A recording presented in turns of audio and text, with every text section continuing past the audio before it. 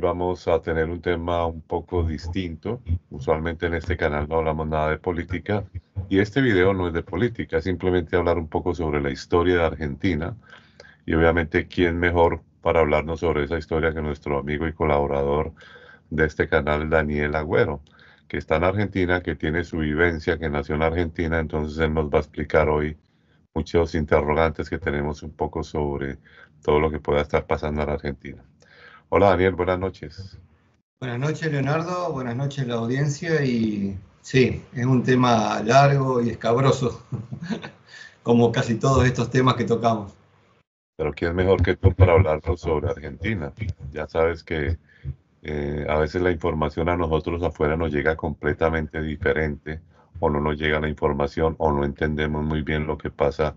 Y eso no solamente pasa en Argentina, sino lo que pasa en diferentes países que a veces no tenemos la información correcta. Y quien la tiene es aquel, pues obviamente, que ha vivido toda esa experiencia. Entonces, con respecto a eso, ¿qué nos podrías decir sobre por qué Argentina, después de que hace un siglo atrás estaba como proyectándose a ser una potencia en Sudamérica, que tenía esta, o que ha tenido esta influencia europea tan importante, por qué ha llegado al punto de una inflación tan alta y por qué declinó tanto en los últimos años? Eh, y los factores son varios. Todo empezó pero lo que pasa es que cuando uno empieza a hablar de historia tiene que nombrar a gente que estuvo involucrada en todos estos procesos, tratando de ser objetivos y sin ninguna inclinación política. Uno trata de contar la realidad vivenciada. Yo nací en el 65, 1965, pero de los 2 años que tengo memoria de prácticamente todo, no todo, pero bueno, de ahí en más, la historia para atrás estuvo sesgada por un montón de golpes de Estado, eh, militares, para atrás, ¿no? Desde que éramos uno de unos países potencia en el mundo. Eh, Luego empezó a crearse lo que se llamó el Banco Central de la República Argentina, que es que es el banco que quiere cerrar básicamente el gobierno actual. Que ese banco, aclarando, por eso lo que nosotros damos acá, o lo que yo voy a tratar de dar, es a modo no de, es de orientación, para que la persona investigue. No es para tratar de hacer proselitismo y convencerte de mi pensamiento, sino de que la persona pueda interiorizarse a partir de lo que uno habla, de los temas. Cuando se creó el Banco Central, se creó por un determinado y breve periodo de tiempo, el cual luego se extendió hasta 30, 40 años. Y después tenía que desaparecer, y no desapareció. ¿Por qué? Porque empezó a haber desfasajes económicos, estoy hablando muchos años atrás, y esos desfasajes económicos, a mí me falta plata. Ponele, yo tengo mi sueldo, y yo no llego a fin de mes. Entonces, ¿cómo hago para llegar a fin de mes? ¿Cómo hago para mantener un buen nivel de vida, pasear, trabajar poco, entre comillas, y vivir una gran vida? ¿Cómo hago yo para tener plata? Y la fabrico. Entonces está el banco que fabrica la plata. Entonces eso me va generando la inflación. Inflación que fue, al ser tan rico el país, al tener tanta extensión de campos cultivables, ya en esa época que había poca infraestructura de tantas máquinas agrícolas, pero igualmente, al estar la guerra, la Segunda Guerra Mundial, y al no haber cosechas en Europa, Argentina se transformó en lo que se llamó el granero del mundo, que proveía comida a todo. Entonces el gobierno creó el INTA, y otros organismos, el cual compraba las cosechas y ellos mismos la vendían afuera. Entonces era algo muy rápido, muy dinámico, y hoy por hoy ni siquiera tenemos marina mercante. No tenemos un barco que se sepa, que sea argentino, que traslade granos. Hasta eso hay que alquilar. Hay que alquilar. Yo quiero llevar los granos a Chicago, a Estados Unidos, que cotizan 785 la tonelada de soja, de tonelada de girasol. Las variables están todos los días. Yo día por medio lo sé ver en un canal de televisión, que yo sé a la hora que lo pasan, entonces uno mira aproximadamente las variables. Pero ¿cómo se lleva el grano hasta allá? Es una pérdida, es como que yo no tengo mi auto propio, tengo que alquilar siempre un taxi, un Uber, un remis. Algo macabro. No hay... fue degradándose tanto el país a través del tiempo. Más o menos cuando... Pero por eso hay que hablar de un país rico, primer mundista. Se cree que antes de que asuma Perón, se cree, no, estaban las fotos, no es, pues se cree, parece la iglesia, que uno cree por fe, ¿viste? La iglesia es por fe, ¿viste? No, acá había 1 hectárea de oro en lingotes, de aproximadamente 5 metros de alto. Yo después, si puedo, te paso una foto, si la podés poner, que eran los lingotes que ni siquiera podían entrar en el subsuelo de una hectárea de oro, que sistemáticamente se la fueron robando. No quiero hablar tanto del tema porque te saltan a la yugular, pero la fueron llevando a Suiza con la clave de las 10 huellas digitales de determinada persona, que fue presidente, que luego de que murió le tuvieron que cortar las manos, diciendo que era algo de magia negra que le cortaron las manos al cadáver. No, era para abrir la bóveda de la hectárea de oro que se habían robado. Pero bueno, tema aparte. Búsquenlo, analícenlo, no di nombres. Bueno, y luego pasó el tiempo y estábamos en algo estable. ¿Cómo lo puedo explicar? Yo cuando era chico me acuerdo que las personas que eran, por decir así, los menos pagados, que eran los albañiles, el lunes no trabajaban. El martes sí, martes, miércoles, el jueves. El viernes se juntaban para comer asado. Sábado y domingo, olvídate, tampoco trabajaban. Y vivían bien, pero vivían bien y el país progresaba. Y todos tenían autos, compraban sus terrenos, sus casas, hacían... Y estamos hablando que estábamos en una época militar, en la época de la NUCE. Luego vino Perón, vino en el 70, yo era chico, tenía 6, 7 años, en el 73 creo que fue, vino Perón, estuvo un año y medio de presidente, después falleció, una enfermedad que tuvo, quedó la señora María Estela Martínez de Perón, que quedó como presidenta. Se le fue el país de las manos, vino una revolución en la cual hubo como una guerra de guerrillas que nadie pidió esa revolución, pero la impusieron personas con armas, que bueno, pasó que fallecieron muchas personas inocentes, y luego de 1 año y medio, y eso no lo habla mucha gente, pero uno puede buscarlo, en la que ahora es la vicepresidenta de la Nación, la señora Villarroel, búsquenlo, ella lo explica con lujo y detalle, porque ella es abogada y se interiorizó de todos estos temas. Hubo un montón de personas inocentes que partieron de este mundo en una guerra de guerrillas que nadie pidió. Entonces estuvieron casi todo el arco político golpeándole la puerta al entonces teniente general de las Fuerzas Armadas Argentinas, que era el señor Videla. Y él no quería asumir, no es que él quería desesperadamente agarrar el poder, él no quería saber nada. Y le pidieron, le rogaron y le pidieron, 1 año y medio prácticamente le estuvieron golpeando la puerta y pidiendo porque era fallecimientos de inocentes de esta revolución que nadie pidió. Bueno, vinieron ellos, contuvieron la situación, estuvieron varios años en el poder, y cometieron ellos, hubo juicios por las atrocidades que ellos cometieron, hubo gente detenida, exceso de poder, y un montón de aberraciones con niños que fueron robados, niños, personas en cautiverio, personas torturadas. Pasó un exceso, por decir así. Ajá.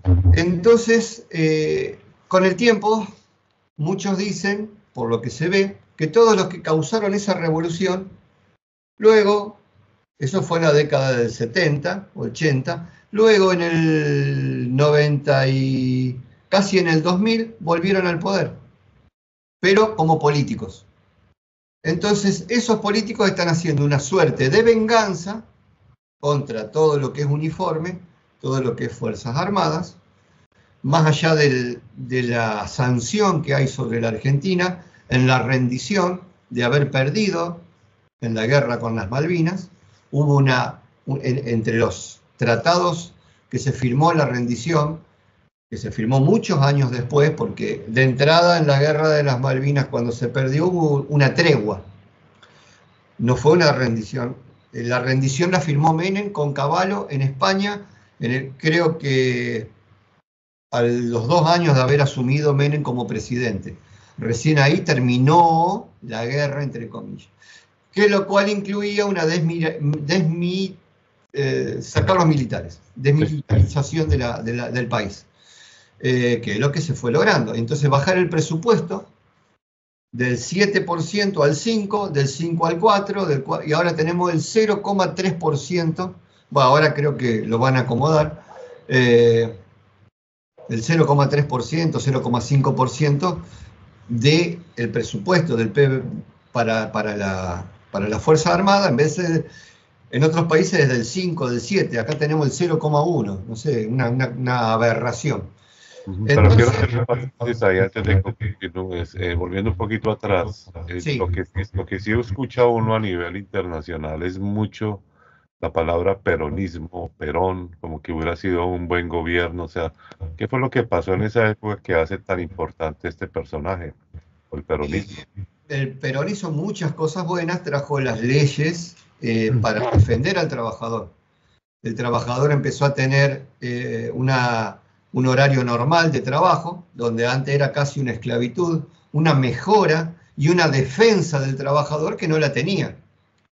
No tenía defensa el trabajador. Entonces ahora empezó a tener como vacaciones, indemnización, un mejor sueldo, obra social, seguro por si se lastimaba. Después también hubo la reforma para que las mujeres puedan votar en la Argentina, porque hasta ese momento no votaban las mujeres en la Argentina. Entonces hubo varias reformas. Pero también con una mano te da y con la otra no tanto. Entonces se fue yendo de las manos todo eso, pero bueno, como el país es tan rico, es como saben decir algunos que el país, Argentina, es como infundible, no la pueden fundir nunca, ¿viste? Pero bueno, ahora sí ya llegamos a un punto. ¿Por qué? Porque después se empezó a pedir, después que desaparecieron todos esos lingotes de oro, después que empezaron las decadencias económicas, los golpes militares, las idas y vueltas de la política, que venía uno y lo sacaban, porque tenía unos planes que iban en contra de todo un sistema o un circo o algo malo ya instaurado. Entonces como no lo podía sacar, entonces lo derrocaban. No directamente los militares, sino por el otro lado, te sacan la escalera, ¿viste? Te caes, ¿viste? Bueno, es más o menos. Entonces luego que vino María Estela Martínez de Perón, pasó todo esto de los militares, luego se llamó elecciones y vino Alfonsín. Ya había un ánimo distinto, todo bien, pero como no ganaron los que querían estar, que estaban antes, entonces empezaron a moverle el andamio o moverle la estructura para que se caiga. Entonces, Eran 6 años que estaban antes en el poder, entonces durante esos 6 años hubo momentos buenos, malos, después empezaron con la inflación. Toda la inflación venía por dos lados. Una, pedir plata al Fondo Monetario Internacional. Como yo le explicaba, si yo gano tanto, no puedo gastar el triple. Para yo gastar el triple tengo que fabricar esa plata. Uy, casi tumbo todo. Tengo que fabricar esa plata, que una plata que al final termina siendo un papelito, que va perdiendo valor. Entonces ahí está el problema de la inflación. Yo puedo tener un billete de 1 o de 1.000.000 y es lo mismo, porque no tiene ningún valor. Por más ceros que le pongan y por más ceros que me aumenten el sueldo, es algo que no para. La inflación sigue. ¿Por qué? Por pedir préstamos que no se terminan pagando, y por fabricarle dinero. Yo me acuerdo que en esa época yo empecé el secundario, mi papá había quedado sin trabajo, yo tenía 12 años y estaba era un almacén que habían puesto, una despensa, no sé cómo le dicen, era chica, era de barrio, no sé cómo le dicen allá, Leonardo, a un almacén chiquito que uno puede pedir y habilitación y tener en la casa venta de, como un supermercado pero chico. Supermercado, sí, una tienda, un supermercado. Tienda, claro, era algo chico, pero en esa época no había tantos hipermercados y supermercados en la Argentina. Entonces, yo estaba encargado, o sea, yo iba mañana y tarde a la escuela, porque escuela técnica, tenés a la mañana la teoría, a la tarde la práctica, o sea, tenía contraturnos, por llamarlo de alguna forma, y yo estaba encargado, porque mi mamá no daba abasto con la casa, con cocinar, con la ropa, con la limpieza, y mi hermana era muy chica, mi hermana mayor, que sería ahora, muy chica, entonces yo tenía 12, 13 años, toda la secundaria yo era encargado de todo lo pesado, de las botellas para vacías, cargar la heladera, todo lo que sea harina, todo lo que sea pesado, reponer a la noche, tenía que mirar y reponer. Y me terminaba acostando tarde, o sea, trabajaba y estudiaba, pero era con gusto, era algo normal y natural, porque era algo para la familia, no era algo, era algo que uno hacía de corazón. A todo esto, para poder también salir adelante, mi papá vendía garrafas, así que también a la noche o envases de gas, así, no sé cómo le dicen, de 10 kilos, de 15, entonces había que descargar y meter todas las garrafas al fondo de la casa paterna, donde vivíamos, sin tocar el piso, nada, porque se rompía, era todo un piso muy lindo. Bueno, la cuestión es que en todo ese proceso de tener el almacén, teníamos, suponiendo, el litro de leche, para poner un parámetro algo más normal, el mismo litro de leche salía 100 pesos, después al otro año salía 130, al otro año salía 200, después salía 1.000, después venían billetes de 1.000, de 5.000, de 10.000, de 50.000, y después venían billetes de 1.000.000. Y un litro de leche valía 1.200.000 pesos. Ley 18.646, qué sé yo, algo así era. Y después, bueno, se le sacaron todos esos ceros. O sea, yo era más rico porque ganaba 50 millones de pesos. No, era lo mismo. Le ponían cero y esa era la inflación. De plata que se fabricaba y plata que no se pagaba deudas. Cosa que ahora este nuevo gobierno está dejando de fabricar plata, no la fabrica más como a lo tonto como fabricaban hasta ahora, hasta que asuma este presidente actual que es Milei, y se está pagando deuda, porque antes se pedían préstamos para pagar deudas, ahora no, se está comprando dólares para pagar dólares al Fondo Monetario y ya se hicieron varios pagos en lo que va de estos 3 meses. O sea, los compromisos con el Fondo Monetario se fueron pagando en este tiempo. Si bien se están sacando un montón de subsidios, de aberraciones, de sueldos de personas fantasmas, no fantasma la persona, sino fantasmas que no trabajaban en nada, organizaciones que tenían más personas que no sé, que todos los que eran tribunales federales, el triple, y que no hacían nada y ganaban lo mismo. O sea, Sí, había organizaciones había 320 organizaciones que se les daba plata, se fabricaba y se les daba plata a lo tonto. Entonces, eso era lo que va produciendo esa inflación. Lamentablemente es así. No hay muchas vueltas. otro que yo había investigado sobre Argentina es que se han excedido, al parecer, en programas sociales, ¿no? Tienen un promedio de 141 programas sociales. Y eso podría también estar influenciando en la economía y en la inflación. Sí, hay 130 y pico de ítems en los cuales, o más, de ítems en los cuales la persona puede recibir una ayuda social si es que realmente la necesita, y para mi punto de vista está bien, pero para la persona que la necesita. Hay personas que no la necesitan y tienen su sueldo del Estado muy elevado y nunca van a trabajar y aparte reciben un subsidio. Y viven de vacaciones, paseando por todos lados. Todo eso se terminó, cuando vino Milei se terminó.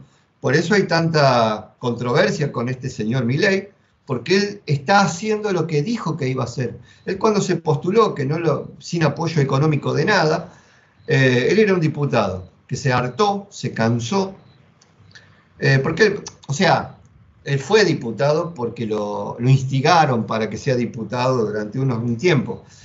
Pero él es economista, tiene doctorados y doctorados de economía, y él es reflotador de, ¿cómo se llama? De fábricas que están en la quiebra y las reflota sin dinero.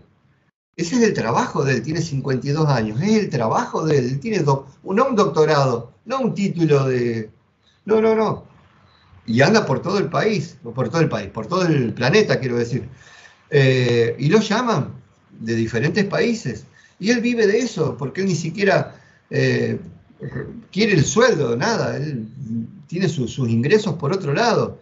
Él ahora está reestructurando como si fuera algo totalmente destruido como está el país. Lo está tratando de reestructurar económicamente en un montón de leyes que él presentó ahora, una ley ómnibus que le dicen, porque es una ley gigantesca, de 340, 335 puntos, de reformas de trabas económicas para la importación, para la exportación, para el progreso de la persona que quiere trabajar, para sacar, ¿cómo se llama esto? Privilegios a personas que no lo merecen. Entonces, saltó a la luz, porque cada día salta algo nuevo a la luz. Hace 2 días saltó a la luz de que había un subsidio de no sé cuántos miles de millones que se recibían por colectivos que no funcionaban y que estaban en un playón, en 2 o 3 hectáreas, había 400 o 600 colectivos que no funcionaban, llenos de óxido, totalmente destruidos, y recibían subsidio para subsidiar como si esos colectivos funcionaran y tuvieran un chofer.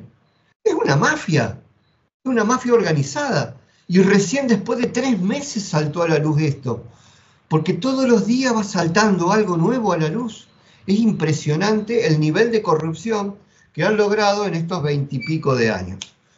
La percepción que a mí me da, la percepción que a mí me da volviendo a lo de la ayuda social es que me pareciera a mí que los gobiernos de turno lo que hicieron fue darle contentillo al pueblo, ¿no? Con los programas sociales, mantenerlos ahí como tranquilos, y en el fondo ellos también estaban haciendo lo suyo, ¿no? Como cuentan lo que pasó con el oro y bueno, todo lo que ha pasado en todo eso, pero creo que eso en el fondo se les convirtió en un arma de doble filo porque lo que hizo fue que al estas personas acomodarse con los programas sociales, entonces no movían la economía, no movían las empresas como debería ser, y creo que eso fue un punto donde hizo que colapsara, ¿no? La economía en Argentina. Sí, tal cual. Desde el 2011 no creció el número de personas que hacen aportes jubilatorios. Entonces, ¿de qué economía pujante me hablan? Del 2011. Estamos en el 2024. Es la misma cantidad de gente que está. Entonces, se la toma como, es más, la ayuda social, que para mí está bien para la persona que la necesita, después se empezó a usar eso como, acá saben decir, clientelismo político. En el clientelismo político, vos me votás y yo te regalo colchón, cocina, heladera, televisor, no pagás la luz, no pagás el agua, no pagás colectivo, porque papá Estado te ayuda como si fueras una persona inválida, te da de comer, te regala los útiles, la escuela, te regala todo, porque papá Estado es bondadoso y papá Estado siempre presente te va a tener pobre, esclavo y votame para que yo siga en el poder y me siga enriqueciendo a través de una fábrica de pobres. Es patético. Entonces, todo esto se está rompiendo ahora. ¿Cómo se rompió? Cuando subió, o sea, había marchas de protestas y había miles de marchas de protestas por año, miles de marchas de protesta de todos estos grupos diversos, de estas 320 organizaciones que había de fábrica de pobres.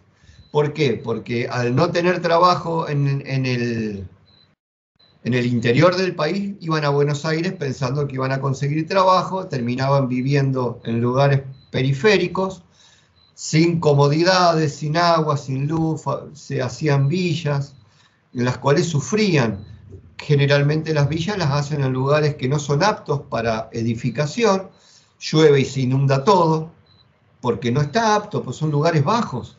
Entonces es toda una catástrofe permanente, las cuales estas personas, al venirse a vivir al conurbano de Buenos Aires, toda la provincia, por llamar así, y las periferias de Buenos Aires, lamentablemente no había fábricas, porque no hay inversión, por la desestabilización económica de la Argentina. Entonces se transforma en un sulky, no sé si ubican el sulky, que es ese carro de antes tirado por caballos, pero con dos ruedas. Pero en vez de tener dos ruedas, tiene una sola rueda. Entonces, con una sola rueda, vos das vuelta en el lugar y te vas enterrando en un pozo en el cual estamos hoy, lamentablemente. Bueno, y hablemos un poco sobre las promesas que hace el actual presidente Javier Milei. Por ejemplo, me gustaría que nos hablaras de tres cosas así como rápido, porque ya tenemos un poco el tiempo largo. Sí, se fue. Una, cumplió con la cortada de los ministerios, con esto de las sierras. Cortó, sí, sacó un montón de gente, porque cada persona, cada diputado, un montón de ministerios y todo eso, aniquiló lo que realmente no cumplió ninguna función. No había nada. Organizaciones que no había nada, las aniquiló. Había personas, diputados, que tenían 40 asesores, que ganaban fortunas, si ni siquiera por 3 años estuvieron dando sesión, ni los senadores ni los diputados. ¿Qué hicieron? Entonces es una fábrica de regalar plata, fabricar y regalar. Bueno, todo eso se fue cortando, por un lado. Por el otro lado se sacaron subsidios. Entonces vos tenés que pagar porque lo pagás de un lado o del otro. O lo pagás imprimiendo plata y haciendo inflación, o lo pagás, en vez de pagar vos el kilo de, por decir así, el kilo de carne 5.000, lo pagás 10.000. ¿Por qué? Porque tenés la mitad de eso que vos compras o más de impuestos. Tenés 167 impuestos en cada cosa que vos comprás. ¿Para qué? Para mantener a papá Estado, para mantener a todos los sátrapas que están escondidos en determinadas reparticiones, que ya se fue eliminando. Todo eso lo fue haciendo Milei. Sí, lo fue haciendo. Y ahora con el plan de la dolarización... Esa es la segunda pregunta. ¿La dolarización se puede hacer o se ve difícil o se ve muy lejana o cómo ve la dolarización? Y él cuando en las campañas está haciendo lo que él dijo que iba a hacer. Hasta ahora va cumpliendo todo. se oponen, por supuesto, hay un montón de gente que le saca los privilegios, se van a oponer.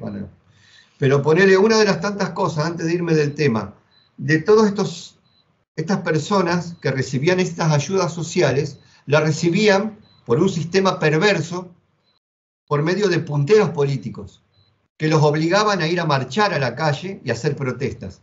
Ahora lo recibe cada persona que realmente necesita, lo recibe, porque ellos son víctimas de este sistema económico. No se les va a sacar eso hasta que no tengan un buen... Pues no lo podés dejar en la calle muertos de hambre porque lamentablemente lo tenés que seguir ayudando hasta que se reacomode el país. Lleva un periodo de tiempo el proceso. Pero no están obligados a marchar como los obligaban a marchar en las marchas políticas de antes. Eso antes que me olvide. Entonces se creó, Milei, una línea de teléfono, no me acuerdo cuál era, creo que el 134, no sé, hay que averiguar, ahora no lo tengo en mente, y recibieron más de 100.000 denuncias con nombre, apellido y DNI de las personas que las obligaban a ir a marchar si no les daban el plan. Aparte le cobraban un 20-30% menos, cobraba esa persona que eran los gerentes de la pobreza que le dice Milei. Volviendo al tema del dólar, el tema del dólar lleva un proceso largo que llevaría aproximadamente lo que Milei dijo, si va todo bien, se encamina todo y se pueden realizar los cambios que se están realizando, un proceso que va a llevar de 2 años a 3 años, pero no es tanto por dolarizar en sí. Primeramente, las primeras etapas va a ser, yo ahora quiero ir a comprar dólares, no puedo. Tengo que llenar un montón de formularios que por leyes que se tienen que terminar de cambiar, no es que mi ley no quiera. Leyes que hay que terminar, porque todo por ley. Que terminar de cambiar esas leyes para que yo pueda decir, bueno, pero no solo dólar, quiero comprar, no sé, euros. O quiero hacer un contrato de alquiler en euros. No, tiene que pasar todo por la tajada de alguien y el porcentaje que hay que darle a determinadas infraestructuras, que es lo que Milei está cortando. Como te decía, esto de los colectivos, es algo impresionante los beneficios de subsidios. Ponele, hay provincias o estados de la Argentina que el 60% de las personas viven y son empleados públicos, empleados que les paga papá Estado para estar sentados en un puesto municipal haciendo poco y nada, o ni van a trabajar. Entonces tenés un estado elefantiásico, un papá Estado que te provee todo y no genera nada, personas que no generan nada. ¿Qué le va a dar una escoba para que barra? No, poner a producir algo. Entonces, pero son 30 años, 40 años, no se puede cambiar de un día para el otro. Volviendo al tema del dólar. El tema del dólar sí, sería algo bueno para que se deje separe la inflación de una vez por todas y se deje de fabricar plata. Acá tengo algunos billetes. Este es el de más alta denominación. Si uno lo puede ver, acá tenemos uno de 2.000 pesos. Uno lo puede ver al billete, que no tiene ninguna cinta verde. Pero acá tengo este otro billete que sí tiene la cinta verde. Oh, ok. Maravilloso. Tengo entendido por personas que están en cargos del banco, que ahora no, pero cuando estaba el Massa, por decirlo de alguna forma, que regalaba plata a lo tonto, así para todos lados, votame porque te amo y papá Estado te va a estar presente siempre, el daño que le hizo al país, fabricó un PBI y lo regaló. Producto, básicamente. Entonces estamos sufriendo las consecuencias de todo este desastre económico que desde que subió Milei teníamos un 30% de inflación, bajó un 25%, después bajó un 15%, ahora estamos bajando un poco más, pero lleva su tiempo, porque no podés frenar de golpe, lleva su tiempo. Es más, por esta gente del banco, tengo entendido, no sé si es verdad, que se fabricaba plata en 4 países, en Argentina, en Brasil, Sudáfrica y en China. No me consta a mí, pero este es un billete de 1.000. Ahí está, con el hornerito y el código de barra en gris. Ahí uno lo puede ver, ¿no es cierto? Ajá, Y sí. acá tenemos también uno de 1000, pero está con el coso dorado y está el General San Martín y es otro tamaño. Ese billete es distinto a este billete. Escucha este papel. Escucha este. Hasta el papel es distinto y son todos válidos. Todos voy al cajero, me da esto. Y digo, estamos todos drogados, no sé, estamos todos locos. Bueno, acá este es el de 500. Y después acá tenemos el de 200. El de 200 lo tenemos con la famosa ballenita. Los otros los fueron sacando. Acá tenemos esto. Y acá tenemos otros que son, acá tenemos uno con, que es el de 100, que está acá el ciervo. El ciervo, el Umeul creo que es. Y acá tenemos el otro que está con el General Roca. Pero como si esto fuera poco, acá tenemos el otro que está con Evita. Y todos son de 100. Y todos son, acá tenemos este. Y tenemos este de 100, que también es con Roca. Y acá tenemos el famoso animalito de las pampas argentinas, del sur O argentino. sea que todas esas de 100 son diferentes versiones.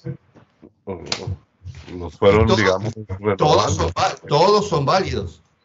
Acá tenemos un billete de 50, que está en las Malvinas Argentinas. Okay. Y acá tenemos también otro billete de 50, que tenemos a Don Sarmiento. Pero acá también, como si esto fuera poco, tenemos acá otro billete de 50 con un cóndor. Todos son válidos. Entonces, Lo que, volviendo un poco a lo... A ver, todo así de loco.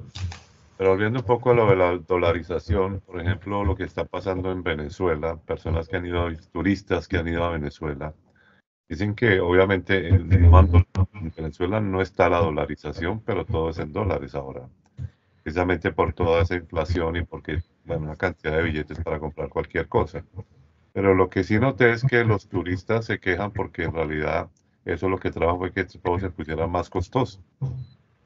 Entonces, en Ecuador, por ejemplo, en una época antes de que dolarizaran, mucha gente se iba a vivir a Ecuador porque podían comprar propiedades, la vida era muy económica, pero una vez que se dolarizó, todo se volvió muy costoso en Ecuador. Entonces, yo no sé hasta qué punto la dolarización puede ser un arma también, como decimos, de doble filo, o puede traer un efecto contrario de que se vuelva a subir también, o se vuelva una ciudad más costosa de lo que ya es, por ejemplo, Buenos Aires, ¿no? Que es bastante Claro, más costoso. sería más o menos como el efecto que hace el euro sobre Europa.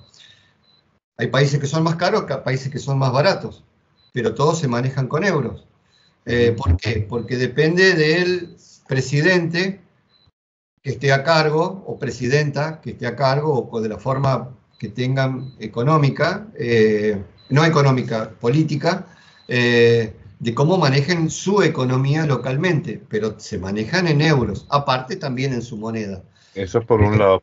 Sí, Por otro lado, pienso que, bueno, ese es mi punto personal. Yo vivo acá en Estados Unidos y me pasó una cuestión curiosa que entré a una tienda normal, así como la que nombrabas ahora, muy regular. Incluso es una tienda que el dueño es un hindú. Son tiendas muy populares, ¿no? Entonces yo entré en un momento y me quedé mirando. Aquí, pues, la mayoría de gente que quiere sacar dinero le llaman NTM, que son los cajeros automáticos dentro de una tienda para sacar algún dinero que necesiten de urgencia. Y esta persona tenía era una máquina, pero de bitcoins. Sí, yo me quedé mirando y dije, wow, una tienda muy nada elegante, o sea, muy popular y con una máquina de estas de bitcoin en vez de una NTM. Entonces me pareció como que si esa persona estuviera ya viendo como que un futuro viene muy cercano, donde de alguna manera todo se va a convertir posiblemente en algo así, como en dinero digital. sí, sí. Entonces, por eso pienso que con tantos problemas que existen en la actualidad en el mundo, los problemas económicos, tantas economías que han caído, como pasó con ustedes, que la economía se vino al piso por muchas razones, como está pasando en otros países, de pronto pueden llegar a decir, bueno, la solución es, si el dólar se llegara a caer, entonces la solución es poner dinero digital a nivel mundial. Y ahí podríamos estar hablando de que eso podría ser un hecho que pararía en cierta forma el hecho de que países como Argentina en este momento se estén proyectando, se pueda proyectar a una dolarización. Sí, puede ser.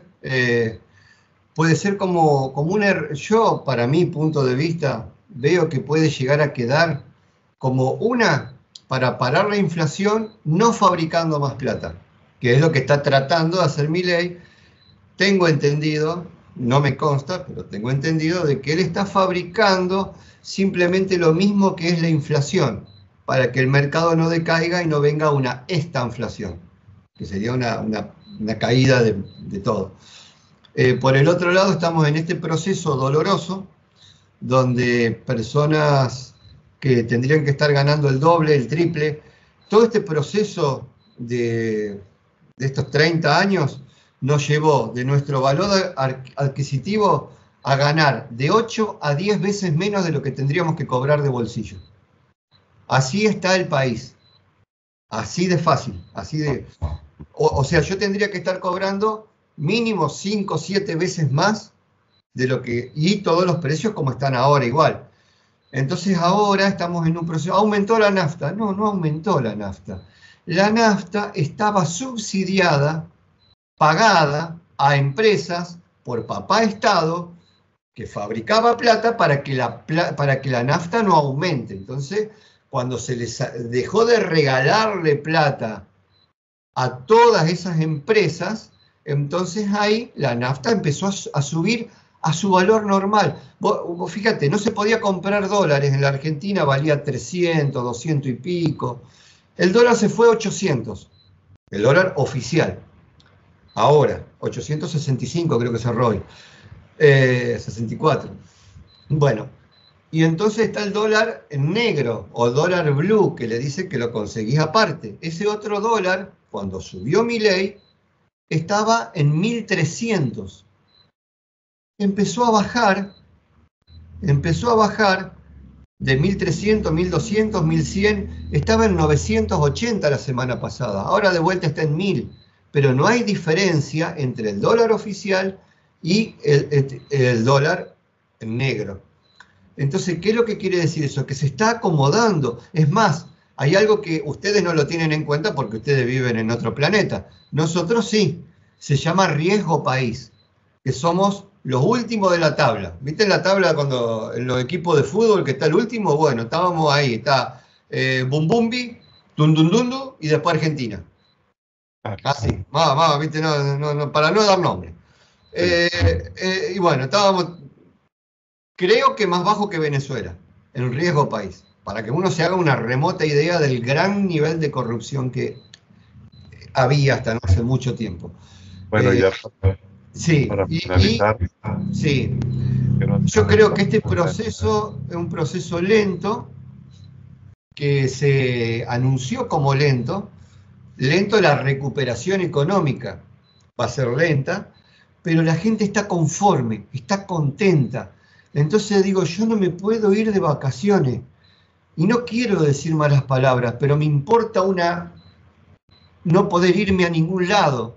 Me importa no poder tener lo que yo quiera. No puedo tener ni un auto porque no lo puedo mantener. No puedo tener apenas una moto, que es lo único que puedo mantener. Pero no me interesa, porque el nivel de corrupción que estaba en la cabeza de lo que era el país durante muchísimo tiempo está terminando de desaparecer y se está cambiando por leyes que las está llevando a cabo este nuevo presidente, que es lo que él anunció que iba a hacer. Y toda la gente, antes él ganó con el 50 y pico % de los votos, ahora tiene más apoyo todavía, y la gente está pasando necesidades, pasando hambre, todo aumentó el triple, y a la gente no le interesa porque se fueron los corruptos, que era lo que la gente quería. Ahora bien, volviendo al tema del dólar, puede ser una buena salida, pero yo creo que va a llevar un par de años y lo primero que va a hacer Milei es algo bimonetario. No solamente con el dólar, sino con que yo vaya a la casa de cambio y pueda comprar un rubro, moneda hindú, moneda de Japón, moneda de Malasia. ¿Por qué no la puedo comprar? ¿Qué problema hay? Siempre tiene que estar alguien metiendo la cuchilla para frenarme a mí, salvo los amigos del poder. Estos amigos del poder ya no son, ya se terminó toda esa infraestructura mafia de maldad, y espero que ahora la justicia, son tres poderes, que la justicia empiece a llamar al banquillo a justificar las millonadas de plata que tienen, si por los sueldos que tenían, ¿de dónde sacaron ese dinero? Así que bueno, así está más o menos la economía argentina, pasándola mal. La gente trabajadora, la gente pobre, sigue con la ayuda social, no se le va a sacar porque son víctimas, y las grandes corporaciones que recibían plata regalada del papá Estado, se está terminando eso. Y yo estoy pagando la luz, el agua, el boleto de colectivo, la nafta, lo que realmente tendría que pagar sin que papá Estado esté ayudándome, entre comillas, y perjudicándome. Se terminó la fábrica de pobres, pues ahora falta que vengan luego las inversiones. El riesgo país, ya salimos de esos 3.000 puntos que estábamos de riesgo país, 2.900, no eran 3.000, ahora ya estamos en 1.500, o sea, bajamos, estamos a mitad de la tabla en credibilidad ante los ojos de afuera. Y bueno, y lo último, bueno, las dos cosas últimas ya para terminar así rápidamente tus respuestas cortas para que podamos terminar ya el video. ¿Qué pasó? Él dijo que iba a cerrar el Banco Central, ¿lo va a hacer? Y por ahora están dejando de fabricar plata a lo tonto como fabricaban. Pero sigue activo. Sí, lleva su periodo de tiempo, sigue su inercia. Es más, toda esa gente que él cerró el INADI, lo cerró, 400 personas había ahí, la mitad eran barra bravas de fútbol, que nunca iban, o sea, ganaban fortuna. Bueno, en la parte, cerró un montón de cosas así, ¿no? Pero pautas publicitarias del Estado, hablando bien del Estado, todo eso se terminó. Entonces nadie hablaba mal del Estado, se terminó todo eso. Con el asunto del Banco Central, toda esta gente se le va a ir dando, por ahora siguen, no quedaron en la calle, no, tampoco es una persona anormal. Milei yo lo veo como una persona muy, muy normal, en la cual de ahora en adelante, bueno, a ver, ¿ustedes están para jubilarse? Sí, listo, le hacemos un plan de retiro y se jubilan. Ustedes, entonces se va ese elefantiásico Banco Central de 2.000 personas, va reduciendo su capacidad y van quedando las personas mínimas hasta llegar a un punto que después ya se separan las máquinas y la idea de Milei es destruir las imprentas de fábrica de plata y después de destruirlo, porque la ley misma dice, cuando se fabricó el Banco Central, se fabricó por un periodo del año de 40 años, era 35, 40 años, o sea, en el 75 creo que era, o 65, se me va ahora, se tendría que haber terminado por ley, y se siguió con el Banco Central porque a los políticos corruptos le convenía seguir fabricando plata para ellos enriquecerse y mantener todo el circo y mantenerse en el poder por la plata que ellos fabricaban y regalaban. Ahora bien, como eso se está dejando, la idea es esa, que deje de existir el Banco Central. La Casa Rosada, ¿por qué es rosada? Sí, esa era la última pregunta. ¿Qué se llama la Casa Rosada? Sí, porque se pintaba es estilo francés, la hicieron, y después se pintaba de blanco. Era con cal, porque no había. Es más, la casa se hizo y la Portland en esa época no se fabricaba en Argentina, se traía en barcos y se revestía con Portland. Y después para curar y para proteger todo eso, se hicieron los revoques en Portland por medio de artesanos, que venían también de Europa.